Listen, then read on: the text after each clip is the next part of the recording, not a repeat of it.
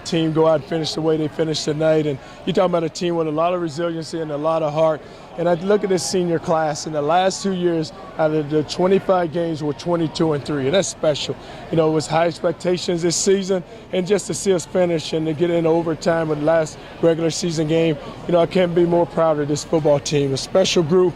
You look at the plays Teddy made there in that one series to get us ahead. You know, it's the fourth down. He pushes the guy off, and he kind of backs his way into 5 yards, and then he just unloads one to Damian Copeland. And then to see the defense go out into overtime and get the stop.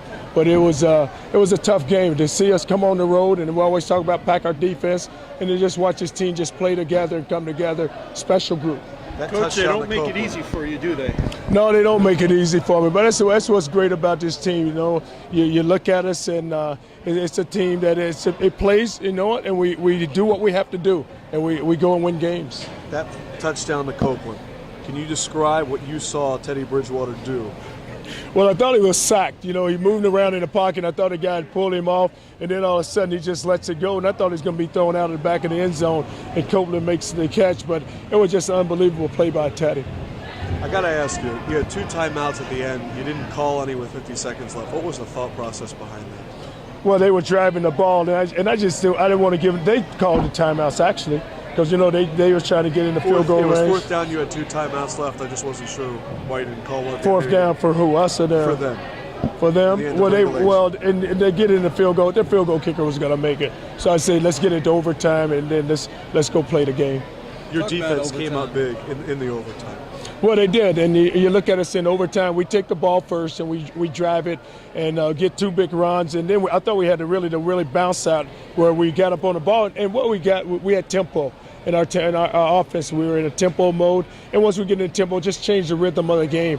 And then defensively, we get out there and we make some really key stops, get them backed up, get them behind the chains, made a big play there to get them behind the chains, and then they had to throw the ball, so we just needed to go make plays. Charlie, Cincinnati seemed to move the ball down the field later in that game fairly easy. You guys not so much. It was more of a grind, wouldn't you think?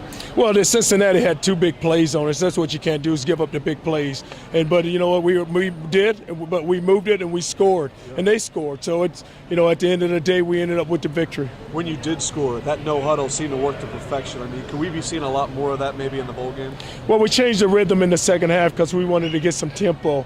And that's when we can execute, because you try to get defenses back on their heels and then make them get a line and you try to wear them down. After a season where we kept asking you, is this disappointing, is this disappointing? You have 11 wins and you're going to Florida for a bowl game. How does that feel? Well, everybody thought it was disappointing. You're sitting there 10-1. I thought we were 1-10. So, and now we're 11-1. So we're going to feel like it's 1-11. Will you wear a turtleneck in Florida? I will wear a turtleneck in Florida. You guys really, got some big runs out of Snorris and Dominique tonight. Talk about the play of your 2 backs tonight. Well, our offensive line did a great job of just latching on it, and we talked about reestablishing the line of scrimmage, and that's what we were able to do, and that's why we got the runs. And you look at a lot of the runs, they were cutback runs, but our running backs did a very good job of running behind the pads.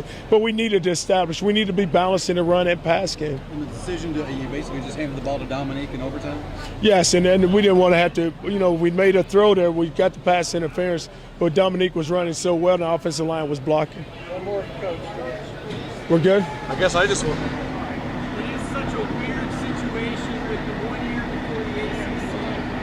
It's 11 wins with OBCS. How do you describe what you guys did this season? Oh, I think what we did was it's an unbelievable job. And you look at us, we're 11-1. We dropped one early, but just to watch this team come back and get the 11 wins. I told them today when we had a pregame meeting, I said, you know what, guys, there's a lot of teams across this country. There's some 7-4 teams, there's some 4-7s. And I said, here we're sitting in a position to go get the 11th win. Just think about that, 11 wins, and how special that would be. You never get tired of it, do you? Never get tired of it.